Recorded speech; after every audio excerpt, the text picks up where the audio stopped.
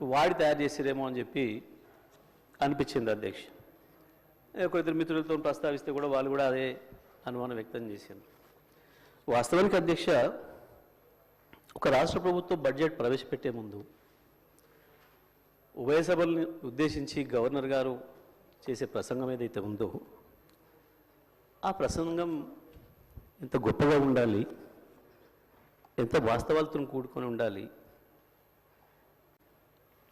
రేపు బడ్జెట్ ఏ రకంగా ఉండబోతుందనే దానికి ఒక ఇండికేషన్గా ఉండే ఆ ప్రసంగం ఎంత ఆర్ద్రతతోనే ఉండాలి, ఎంత మనసు పెట్టి చేయాలి అధ్యక్ష. ప్రతి అక్షరం ప్రతి పదం వాడేటప్పుడు అందులో కొన్ని వాక్యాలే అర్థం కాని పరిస్థితి, తెలుగులో వాక్య ప్రారంభానికి చివరికి ముగింపుకి సంబంధం లేని పరిస్థితి ఆశ్చర్యంగా అనిపించింది అధ్యక్ష. సరే, వాస్తవాలను ఉన్నాయేమని వెతికి చూసినాం, ఎక్కడ ఒక వాక్యం కనపడలేదు. నిజంగా ఎంత డ్రైగా ఉంది అంటే, ఎంత విజయం లేకుండా, ఓ బాధ్యత లేకుండా గడిచిన సంవత్సర కాలంలో జరిగింది ఏంది, వాస్తవం ఏంది, భవిష్యత్తు ఏంది, ఏమన్నా ఒక అక్షరం కనపడుతుందేమని చూస్తే ఎక్కడ అక్షరం లేదు అధ్యక్ష. వాస్తవానికి మనసు పెట్టి చేయాల్సిన పని, పాపం ఆ మనసు కవి ఆత్రేయ అని ఉండేది అధ్యక్ష. ఆయన కనుక ఉండుంటే ఇది చూస్తే పాపం ఆత్మహత్య చేసుకునేవాడు. ఇంత మనసు లేకుండా పనిచేస్తాయా ప్రభుత్వాలు, మనుషులు ఇంత దరిద్రంగా ఉంటుందా అని ఆ రకంగా ఉంది అధ్యక్ష. ఇది అధ్యక్ష స్పీకర్ గారు చూసుకుంటారు విషయం. ఎందుకంటే ఎందుకంత భయపడతారు ఆగరాది? గంట 10 నిమిషాలు మీరు మాట్లాడితే ఒక అక్షరం ఎక్కడి చివరి మాట్లాడలే. అగమానం కాకుండా మొదలే కాకపోయా, ఎందుకు ఆగమవుతారు అప్పుడే? అయ్యో మొదలే కాకపోయా, ఊరే ఇంకా ఉంది కదా అధ్యక్ష. ఒక గవర్నర్ గారి గురించి మేము విన్నాం. సరే, పార్టీ ఏదున్నా ఎట్లా ఉన్నా గతంలో వారిది ఒక మంచి మనిషి అని, ఒక ఇంటిగ్రిటీ ఉన్న వ్యక్తి అని, గొప్ప చదువుకున్న వ్యక్తి అని. కానీ పాపం వారితోని 36 నిమిషాల్లోనే 360 అవాస్తవాల్ని మాట్లాడొచ్చారు. 36 నిమిషాల్లోనే 36 15 నెలల వాళ్ళ ఫలితనాన్ని 15 నెలల్లో వాళ్ళు చేసిన పనికి 36 నిమిషాల్లో 360 అబద్ధాలు, అవాస్తవాలు. నిజంగా కూడా పాపం గవర్నర్ గారు మనసు ఎంత గించుకుందో వాళ్ళు చదవటానికి. ఇంగ్లీష్లో అర్థమై ఉంటుంది, ఇంగ్లీష్లో అర్థమై ఉంటుంది అధ్యక్ష. నాకు తెలిసి మనస్ఫూర్తిగా చదవలేదు, గవర్నర్ గారు కూడా మనస్ఫూర్తిగా చదివి ఉండదు అధ్యక్ష. అది నాకు తెలిసి ఎట్టి బస్సులో గవర్నర్ గారు మనసుతో మాత్రం చదవలేదు అధ్యక్ష. పాపం చాలా మెకానికల్గా చదివి ఎప్పుడు వెళ్ళిపోవడం అన్నట్టునే పోయారు పాపం అధ్యక్ష. సరే, ఇది ఒకవైపు అధ్యక్ష. నేను చదివిన మిత్రులతో మాట్లాడుతున్నా, దీన్ని ఎక్కడ మొదలు పెట్టాలి, ఎక్కడికి పోవాలి, ఇది నేను ఆలోచన చేస్తూ ఈ మధ్యకాలంలో నేను రైతుగా జరుగుతున్న పరిణామాలు, వ్యవసాయ రంగంలో వస్తున్న పరిస్థితులు, ఎండిపోతున్న పంట పొలాలు, ఎక్కువ తిరుగుతున్నా కాబట్టి అక్కడ రైతుల దగ్గరికి వెళ్తున్నా, రైతులతోనే ఉంటున్నా కాబట్టి ఆ రైతుల్ని కలిసి మధ్యకాలంలో ఎక్కువ మాట్లాడొచ్చున్నామని కాబట్టి ఒక్కసారి అదే రైతులతో ఒకసారి మాట్లాడి చూద్దాం. అయా రాష్ట్ర ప్రభుత్వం గవర్నర్ గారి చేత ఈ రకంగా మాట్లాడించింది ఇవాళ. సరే, నేను వచ్చిన ప్రతిసారి మీరు నీళ్ళ గురించి కొట్లాడండి సార్, జర అసెంబ్లీలో మాట్లాడండి సార్ అని అడుగుతున్నారు. నాకు అవకాశం వస్తే మాట్లాడతా అని చెప్పినా, ఇక్కడ మరి స్పీకర్ గారు ఇస్తే కదా మాట్లాడాల్సింది మేమని. సరే, నా అదృష్టం కొద్దీ మా అధ్యక్షుల వారు, మా నాయకులు కేసీఆర్ గారు దీనిపైన నన్నే మాట్లాడమని చెప్పిండ్రు. ధన్యవాదాలు వారికి. మీ ముఖ్యమంత్రి కంటే దూరంగా ఏం లేడు. రెండు కామెంట్స్ బంద్ చేయండి. ఇక మీ ముఖ్యమంత్రి కంటే దగ్గరనే ఉన్నాడు. ఎక్కువ మాట్లాడవద్దు. ఇక నాకు ముందట ఎక్కువ మాట్లాడుకొని మూసుకోండి. అధ్యక్ష, మాట్లాడితే ఆ రైతులకే వినిపిద్దాం ఈ విషయం కూడా అని మొత్తం వినిపించిన అధ్యక్ష తెలుగులో ఫోన్లోనే. నేను మనం పోయినప్పుడు ఒక తండ పోతుంటే ఇటువైపు మళ్ళీ పెద్ద మట్టి గుట్టలు కనబడుతున్నాయి. ఆగిన మళ్ళీ ఎందుకు వచ్చినాయి ఈ గుట్టలు, మట్టి గుట్టలు అని. బావులు తీయడం మొదలైంది అధ్యక్ష. మళ్ళీ సరే చూద్దాం ఈ బావికి ఎంత ఖర్చు అయింది, నీళ్ళని ఊరుతున్నాయని చెప్పి కారు దిగి బావి దగ్గర పోయినప్పుడు అక్కడి నుంచి గొర్రెలు వస్తున్నాయి. గొర్రెలు కాసుకున్నాయి రైతులు, గొర్రెల కాపర్లు కూడా, సోదరులు కూడా వచ్చారు. వాళ్ళకే చేసిన అధ్యక్ష. వెంకట్రాములు రాజయ్య ఇద్దరు ఎందుకు రైతుల గురించి అనేది భయపడుతున్నారు? గొర్రె కాపర్లు రైతులనే భయపడుతున్నారు. అధ్యక్ష, వాళ్ళకే మాట్లాడిన అధ్యక్ష నేను. ఎందుకంటే ఇది ప్రజలకు సంబంధించిన బడ్జెట్ కాబట్టి ప్రజలతోనే మాట్లాడినా మీలాగా కమిషన్లు ఇచ్చినట్టు మాట్లాడలేదు. నేను రైతులతో మాట్లాడిన అధ్యక్ష. మా వెంకటరామయ్య, మా రాజన్న ఇద్దరికి వినిపించిన, మా రవినాయక్ కూడా వినిపించి ఇది ఏం మాట్లాడలేదు, దీని మీద నేను ఎట్లా అనిపిస్తుంది అని అడిగిన. ఇలా మీకు అర్థం కాదే ఉంది సార్. దీంట్లో మా ఊర్లే వెంకటయ్య అని ఉండే, ఆయన ఊర్లో ఏతుల వెంకటయ్య కూడా అందరూ ఆయన కథ ఉంది ఇలా అన్నారు. ఏం కథ అని అడిగిన. ఏ లేదయ్యా, ఒకరోజు పొద్దున్నే ఆయన భార్య సర్పంచ్ కాడికి వచ్చింది. ఆయన భార్య సర్పంచ్ కాడికి వచ్చి కంప్లైంట్ చేసింది, మా వెంకటయ్య నన్ను కొట్టిండు, జర పిలిపించి మాట్లాడమని చెప్తే ఆయన పిలిపించిండు పెద్ద మనిషి. ఎందుకు కొట్టి ఏం సంగతి అని అడిగితే, నేను మా అమ్మగారింటికి నువ్వు పాలు వేయొద్దుమని అన్నాడు, నేను పోస్తా అన్నా. నువ్వు పాలు వేస్తే ఊక్కోను అన్నాడు, నేను పోసి తీరుతానంటే నన్ను కొట్టిండు. పాలెక్కడి, నీకు బర్రె లేదా పాలెక్కడి అని చెప్పి ఆయన పెద్ద మనిషి అడిగిండు అధ్యక్ష. అడిగితే నాకు 4 బర్రెలు ఉన్నాయి అన్నాడు అధ్యక్ష. ఈ 4 బర్రెలు ఎక్కడిదా, నీకు ఒకటి కూడా లేకపోయా? మా ఊరందరం చూస్తుంది, 50 మంది ఉన్నాం, అందరూ తెలుసు, నీకు బర్రెలు లేవా ఎక్కడిదా అంటే, అధ్యక్ష పోయిన బర్రె దొరికితే, సచ్చింది బతికితే, పోయింది దొరికితే, మా అత్తగారు ఒకటి పెడితే నేను ఒకటి కొంటే నాకు 4 బర్రెలు ఉంటాయి, నాకెందుకు 4 బర్రెలు అన్నాడు. ఇది కూడా అట్లనే ఉంది అధ్యక్ష ఈ గవర్నర్ గారి ప్రసంగము. అంతకు మించి ఒక అక్షరం కూడా తేడా లేదు. ఎక్కడ ఇచ్చారు అధ్యక్ష? రైతులకు రుణమాఫీ చేసినారు, రైతు భరోసా ఇచ్చినారు, 12,000 రూపాయలు నా ఈడీఎస్ కార్మికులకు ఇచ్చినారు, 12,000 రూపాయలు నా ఆటో కార్మిక సోదరులకు ఇచ్చినారు, 2,500 రూపాయలు మా మహాలక్ష్మి అక్క చెల్లెలకు ఇచ్చినారు, రైతులకు బోనస్ ఇచ్చినారు, తోం బంగారం ఇచ్చినారు. ఏది ఇచ్చిన అధ్యక్ష? నా విద్యార్థి సోదరులకు స్కూటీలు ఇచ్చినారు అధ్యక్ష. 2 లక్షల ఉద్యోగాలు ఇచ్చి సంతోషంగా పెట్టినారు. ఎక్కడిచ్చింది అధ్యక్ష? ఎక్కడిచ్చి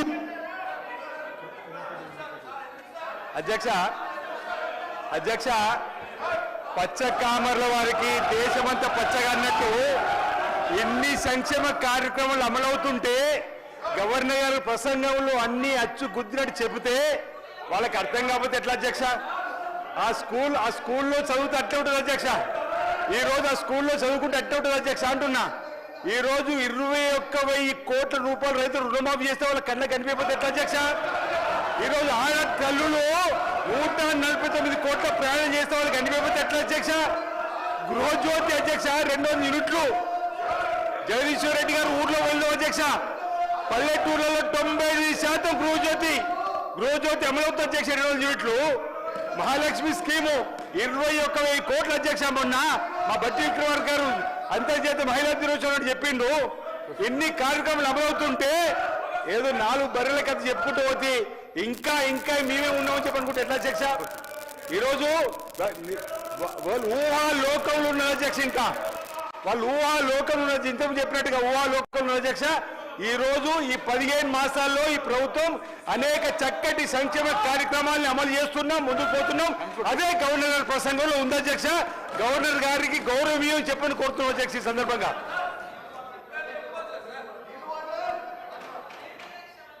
సార్ గౌరవ సభ్యులు మాట్లాడి సీతక్క గౌరవ సభ్యులు వారు 2013 ఎన్నికల మేనిఫెస్టోలో కానీ మేనిఫెస్టో కంటే ముందు ఆయన పార్టీ పెట్టినప్పుడు కానీ ఒక అధికారానికి వచ్చేటప్పటికి ఒక 10 లక్షల సార్లు దళితుని ముఖ్యమంత్రి చేయకపోతే నా మెడ మీద తల ఉన్నది అన్నాడు. నువ్వు ఇంప్లిమెంట్ చేసినావా? ఆఖరి దళితుడికి 3 ఎకరాల భూమి ఇస్తా, బోరేస్తా, మోటార్ ఇస్తా, 1.5 ఎకరం ఉంటే 1.5 యాడ్ చేస్తా, ఆయన ధనవంతం చేస్తాను. చేసినావా? చేయలే. మూడవది, ఒక దళితుడు ప్రతిపక్ష నాయకుడు ఉంటే సంతలో పశువుల్లాగా ఎమ్మెల్యేలు కొనుక్కొని ప్రతిపక్ష హోదా లేకుండా చేసి దళిత వ్యతిరేకంగా చూపించుకున్నావు. ఇకపోతే చదివించ ఇంటికో ఉద్యోగం, డబుల్ బెడ్రూమ్, నీ బిడ్డ అల్లుడు తేడమనుకుంటారు. నీ చెప్పమంటావా? 1,00,000 అబద్ధాలు ఆడి 2 సార్లు అధికారంలోకి వచ్చిన మీరు మేము చేసిన కార్యక్రమాలు 1,00,000 కోట్ల మంది ఇలా ఆర్టీసీలో ఉచితంగా మహిళలు ప్రయాణం చేస్తున్నారు. చూస్తలేవా? 50 లక్షల కుటుంబాలకు 200 యూనిట్ల వరకు ఉచితంగా ఈ రోజు కరెంట్ ఇస్తున్న మాట వాస్తవం కాదు. ఒక ఇంటికి 600-700 అంటే సంవత్సరానికి 7,000 రూపాయలు ఇలా మిగులుస్తున్నాం. ఇంకా చేసే కార్యక్రమాలు ఉన్నాయి. ఇప్పుడే మా సోదరుడు చెప్పినట్టు, శ్రీనివాస్ గారు చెప్పినట్టు 21 కోట్లు మన జిల్లాలో ఎన్ని వచ్చిన లెక్క వెళ్తే ఆ సభ్యునికి 2 లక్షల లోపు మీరు 1,00,000 అని చెప్పి 5 ఇన్స్టాల్మెంట్లో ఇస్తే 20,000 వడ్డీకి సరిపోయిన అధ్యక్ష. అంటే 15 నెలల్లో ఇన్ని చేసిన వాళ్ళం. మాకు ఇంకా 3-4 సంవత్సరాల సమయం ఉన్నది. ఇవన్నీ చేసి చూపిస్తాం. తొందర పడతావు. అసలు నువ్వు దళిత ముఖ్యమంత్రి అని ఇన్ని లక్షల మంది దళితులు మోసం చేసి ఇలా బీజేపీ కులగాలను చేస్తే కేసీఆర్, కేటీఆర్, హరీష్ రావు పార్టిసిపేట్ చేయలే. అంటే మీకు ప్రజల మీద ప్రేమ లేదు. అధికారం కోసం తప్పుడు వాగ్దానాలు 1,00,000 వాగ్దానాలు ఇచ్చును. నీవిచ్చిన వాగ్దానాలు సగం అయిపోయాయి. మిగిలినవి కూడా చేసి చూపిస్తాం. తొందర పడకు. నువ్వు పోయి రైతుల దగ్గర కాదు, రైతుల కోసం ఎవరేం చేసిండు, నారాయణ డ్యామ్ ఎవరు కట్టిండు, శ్రీరామ్ సాగర్ ఎవరు కట్టిండు, శ్రీశైలం ఎవరు కట్టిండు, SLBC నుంచి ఎవరు కట్టిండు, కల్వకుర్తి ఎవరు కట్టిండు, నెట్టెంబాడు, ఇవన్నీ చెప్పాలని చాలా ఉన్నాయి. గవర్నర్ ప్రసంగం మాట్లాడితే మంచిదని గౌరవ సభ్యునికి సలహా ఇస్తున్నా. మీరు చెప్పాలంటే చాలా ఉన్నాయి. మీ రెడ్డి గారు అధ్యక్ష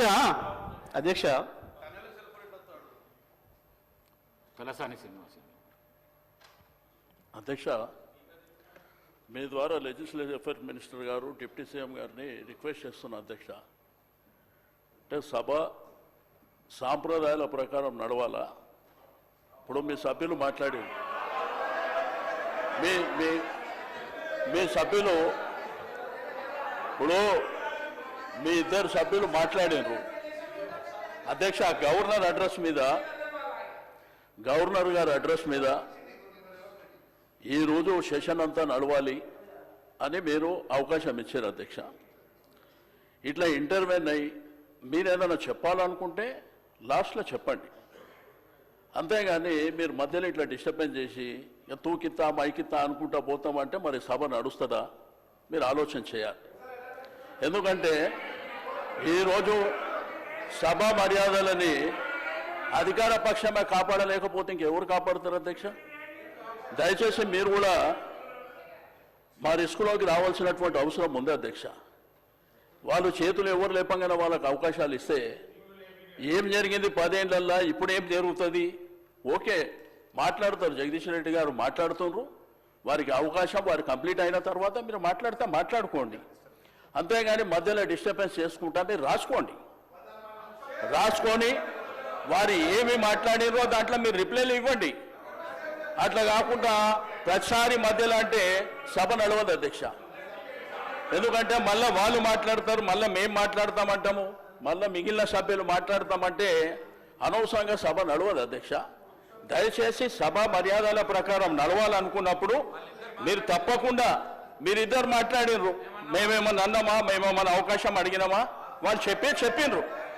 ఎందుకంటే ప్రభుత్వం సైడ్ నుంచి వాళ్ళు చెప్పిండ్రు, మా సైడ్ నుంచి కూడా గతంలో మేము ఏం చేసినాము, ఇప్పుడు మీరేం చేస్తున్నారు, భవిష్యత్తులో ఏం చేయాలనేటువంటిది మేము అడుగుతున్నాం, చెప్పాలి.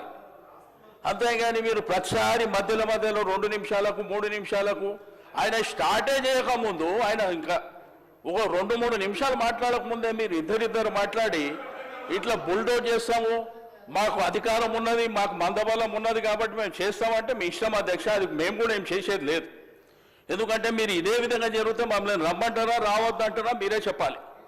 ఎందుకంటే ఇట్లా చేసుకుంటా పోతే కరెక్ట్ కాదు అధ్యక్ష. కాబట్టి దయచేసి నేను గౌరవ శాసనసభ వ్యవహారాల మంత్రి గారికి, డిప్యూటీ సీఎం గారికి రిక్వెస్ట్ చేస్తున్నా, మీరు దయచేసి మీరు మీ సభ్యులని తప్పకుండా మాట్లాడేటువంటి అవకాశం అందరికీ ఉంటుంది. కాబట్టి ఆర్డర్ ప్రకారం మాట్లాడేటువంటి కార్యక్రమాన్ని మీరు నిర్వహించాలని చెప్పి నేను రిక్వెస్ట్ చేస్తున్నా. సభ్యులు తలసాని శ్రీనివాస్ యాదవ్ గారు అంటే ఏలనేని గౌరవము. మరి వారు సీనియర్ శాసనసభ్యులు, కానీ ఎవరికంటే వాళ్ళకి నేను ఇవ్వలేదు. గవర్నర్ ప్రసంగం పైన ఆది శ్రీనివాస్ గారు మాట్లాడిండ్రు, మా ఈ సభ విప్పు, అందుకే వారికి అవకాశం ఇచ్చిన. తర్వాత మంత్రి గారు అడిగితే మంత్రి గారికి ఇచ్చిన. నా రిక్వెస్ట్ కూడా మీతో ఒకటే, ప్రతిపక్షాలకు గవర్నర్ ప్రసంగం పైన మాట్లాడితేనే మంచిది. డీవియేషన్ అయితే తప్పకుండా అక్కడికి వెళ్ళి ప్లీజ్.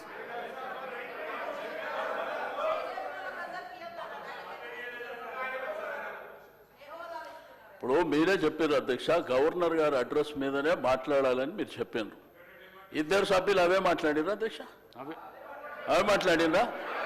ఇప్పుడు మంత్రి గారు మాట్లాడారు, అవే మాట్లాడిరా? నేను అడిగేది ఏంటంటే, నేను ఏ సభ్యులకు అవకాశం ఇవ్వద్దని నేను అంటలేను అధ్యక్ష. మాకు అవకాశం వచ్చినప్పుడు మేము చెప్పిన తర్వాత మీకు అవకాశం ఉన్నది, మీరు తర్వాత మాట్లాడండి అంటున్నా.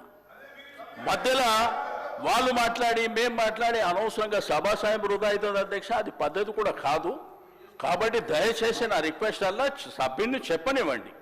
చెప్పిన తర్వాత మీకు అవకాశం ఉంది, మీకు అనేక సందర్భాలలో చెప్పుకునేటువంటి అవకాశం ఉంటుంది కాబట్టి మీరు చెప్పుకోండి అని చెప్తున్నా అధ్యక్ష. Thank you. అధికార పక్షం మాట్లాడకుండా ఉండాలంటే మీరు డీవియేషన్ కాకుండా గవర్నర్ ప్రసంగం పైనే మాట్లాడారు. జగదీశ్వర్ రెడ్డి గారు అధ్యక్ష దయచేసి మీ కామెంట్స్ పైన కూడా నేను స్పందించదలుచుకున్నాను అధ్యక్ష. రాష్ట్ర ప్రజలు మొత్తం చూస్తున్నారు అప్పటి నుండి. నేను దీంట్లో నుంచి ఒక అక్షరం పక్కకు పోయినా, ఇప్పుడు వారు మంత్రి గారు మాట్లాడిందో ఇంకోరు మాట్లాడిందో ఇందులో ఏమైనా ఒక అక్షరం సంబంధం ఉందా, దాన్ని మీరు తేల్చండి. ఈ సభలో ఉండమంటే ఉంటా, పొమ్మంటే పోతా అధ్యక్ష. నేను రాష్ట్ర ప్రజలు అందరూ చూస్తున్నారు అధ్యక్ష.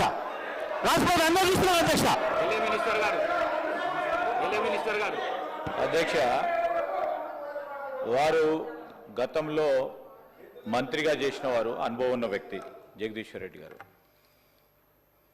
ఈ విధంగా ప్రస్తావన తీసుకొచ్చి స్పీకర్ గారిని బెదిరించే మాట మాట్లాడకుండా ఉంటే బాగుంటుంది అధ్యక్ష. తప్పకుండా వారు వాపసు తీసుకోవాలి. ఖచ్చితంగా కూడా బెదిరించడం జరుగుతూ ఉంది అధ్యక్ష. చైర్ను బెదిరించడం జరుగుతూ ఉన్న సందర్భం ప్రత్యక్షంగా మొత్తం యావత్ రాష్ట్రానికి సంబంధించిన ప్రజలందరూ కూడా చూస్తూ ఉన్నారు. దయచేసి కోరుతా ఉన్నాం, that is not the way. Srinivas Yadav గారు 2 విషయాలు చెప్పారు, మేము విన్నాము. మళ్ళా అదే ప్రస్తావన తీసుకొచ్చి ఈరోజు వారు చెప్తా ఉన్నారు అధ్యక్ష, గవర్నర్కు సంబంధించిన ప్రసంగానికి సంబంధించి ఏదో మాట్లాడినారు, ఆర్టిఫిషియల్ ఇంటెలిజెన్స్ అన్నారు, ఇంకేదో అన్నారు, ఇంకా విన్నాం. దానికి కూడా సమాధానం చెప్తాం, దానికి ఏం ప్రస్తావన లేదు. తిరిగి తీసుకొచ్చి గవర్నర్ ప్రసంగమే విషయంలో అనేక సందర్భాల్లో వారు చెప్పుకుంటూ పోయి 10 నిమిషాల తర్వాత ప్రసంగానికి సంబంధించిన అంశం మాట్లాడకపోక మా మంత్రి గారు కానీ మా సభ్యులు కానీ స్పందించడం జరిగింది. ఈరోజు వారు కంపారిజన్ తీసుకొస్తా ఉంటే సంవత్సరంలో మేమేం చేసినాం, 10 సంవత్సరాల్లో ఏం చేయలేకపోయినారో చెప్పింది తప్ప దీంట్లో వాస్తవికంగా వారిని ఏదో కార్నర్ చేయాలనో మమ్మల్ని ఏదో అన్నారని కాదు. దయచేసి నేను గౌరవ జగదీశ్వర్ రెడ్డి గారికి తెలియజేస్తా ఉన్నా, తెలియంది కాదు. గవర్నర్ ప్రసంగానికి సంబంధించి మీరున్నది అనుభవం ఉంది, మీకు మంత్రిగా చేసిండ్రు, ఈ విధంగా చేస్తే బాగుంటుందని చెప్పండి. మేము సాధారణంగా స్వీకరించడానికి పెద్ద హృదయంతో ఉన్నాం. కానీ ప్రతి అంశాన్ని కూడా ఇది చేయలే అది చేయలే, సంవత్సర కాలంలో ఏం చేయలేస్తారు, ప్రభుత్వం ఏం చేయదలుచుకున్నది, ఏం చేయగలిగే సత్తా ఉన్నది చూపెట్టిన అధ్యక్ష. 14 నెలలలో మేం చేసిన ప్రతి సంక్షేమ కార్యక్రమం విషయంలో వారు 2014 నుంచి 2015 వరకు ఏం చేయలేకపోయినరో ఒక్క సంవత్సర కాలంలో నిలబెట్టి రాష్ట్ర ప్రజలకు తెలియజేసినాం. మేము ఖచ్చితంగా చెప్పదలుచుకున్నాం అధ్యక్ష. నేను దయచేసి ఈరోజు కూడా చెప్తా ఉన్నాం అధ్యక్ష, వారికంతా అనుభవం ఉంది. ఉన్న సందర్భంలో ఆ అనుభవాన్ని కూడా షేర్ చేసే ప్రయత్నం చేయమని చెప్తా ఉన్నాం. కానీ నేను ఈరోజు కూడా చెప్తా ఉన్నాం, మీరందరూ కూడా అనుభవజ్ఞులు, మీరు కూడా అనుభవజ్ఞులు సార్. మీరు మీ అందరి అనుభవం కూడా తెలియజేయండి. మన తెలంగాణ రాష్ట్ర ప్రజలకు ఉపయోగపడే విధంగా ఒక కార్యాచరణలో అడుగు పెడతా ఉన్న సందర్భంలో దాన్ని అడుగు అడ్డం వేయకుండా అడుగు కొద్దిగా ఇటు పోయినా చెప్పండి. మీరు కాదంటలేము. మీరు వ్యంగ్యంగా నవ్వినా ఏది నవ్వినా ప్రజలు మీ పరంగా వ్యంగ్యంగా నవ్వింది కనుక మేము ఇక్కడ ఉన్నాం. మేము మా పరంగా వ్యంగ్యంగా నవ్వకుండా ఉండే చూసే ప్రయత్నంలో ప్రతి అడుగు వేస్తాం. రాబోయే 4 సంవత్సరాల్లో కూడా ఈ రోజు కూడా చెప్తా ఉన్నాం అధ్యక్ష, మీరు మంచి సూచనలు ఇవ్వండి. శ్రీనివాస్ యాదవ్ గారు చెప్పారు సభా సాంప్రదాయాలతో, సరే వారు ఏ విషయంలో చెప్పిందో ఏం సాంప్రదాయాలను పాటించే కార్యక్రమం చేయదలుచుకున్నాం కనుకనే ఈ విధంగా నడుస్తూ ఉన్నాం అధ్యక్ష. దయచేసి సహకరించి సబ్జెక్టు పరిమితమై ముందుకు పోవాలని కోరుతా ఉన్నాం అధ్యక్ష. జగదీశ్వర్ రెడ్డి గారు అధ్యక్ష. జగదీశ్వర్ రెడ్డి గారు అధ్యక్ష జగదీశ్వర్ రెడ్డి గారు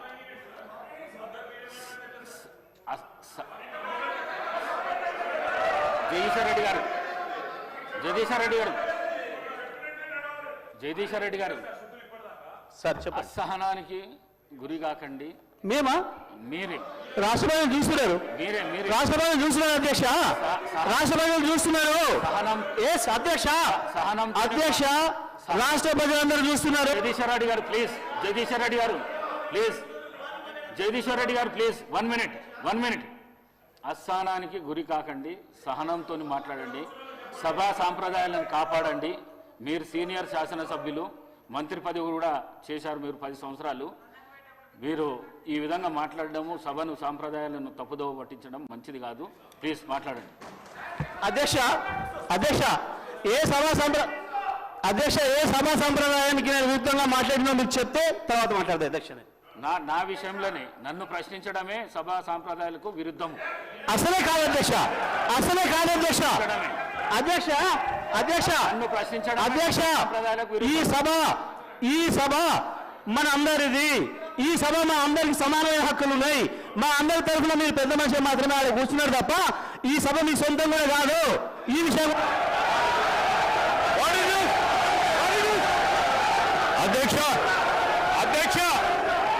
అధ్యక్ష వారు మాట్లాడిన ప్రతి పదం వెనుకకు తీసుకోవాల్సిందే. ఈ రోజు చేరి దూషించిన సందర్భంలో వారు క్షమాపణ చెప్పాల్సిందే అధ్యక్ష. ఆంకారంతో మాట్లాడకూడదు అధ్యక్ష. క్షమాపణ చెప్పాల్సిందే. ఈ రోజు చైర్ పైన దూషణలు చేస్తూ బెదిరించే కార్యక్రమం చేస్తూ ఈ రోజు వారు చేసిన మాటలు విషయంలో తప్పకుండా జగదీశ్వర్ రెడ్డి గారు వారి పార్టీ పూర్తి స్థాయిలో క్షమాపణ చెప్పాల్సింది అధ్యక్ష.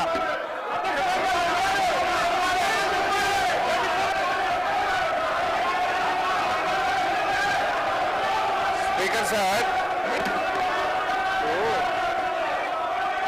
శ్రీధర్ బాబు గారు ఆ మాట వినండి. జగదీష్ రెడ్డి గారు ఏం తప్పు మాట్లాడిండ్రు? సభలో అందరు సభ్యులకు సమానమైన హక్కు ఉంటుంది. సభ అంటే ఒక కాంగ్రెస్ పార్టీకో, సభ అంటే ఒక ప్రభుత్వానికి సంబంధించింది కాదు, ప్రతిపక్ష శాసనసభ్యులకు కూడా సమానమైన హక్కు ఉంటుంది అని చెప్పి జగదీష్ రెడ్డి గారు అన్నారు. దాంట్లో ఎంత మాత్రం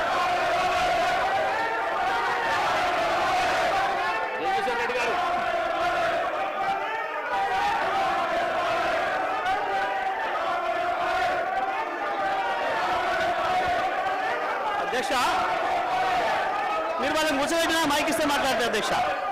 వాళ్ళని కూర్చోబెట్టి నాకు మైక్ ఇవ్వండి. వాళ్ళని కూర్చోబెట్టి నాకు మైక్ ఇవ్వండి. సభను ఆర్డర్లో పెట్టి నాకు మైక్ ఇస్తే మాట్లాడతారు అధ్యక్ష, లేకపోతే నేను మాట్లాడిన అధ్యక్ష. సభను ఆర్డర్లో పెట్టి అందరు కూర్చోని నేను మాట్లాడతా అధ్యక్ష. చెప్పండి. ఒక్క నిమిషం చెప్పండి జగదీశ్వర్ రెడ్డి గారు. జగదీశ్వర్ రెడ్డి గారు.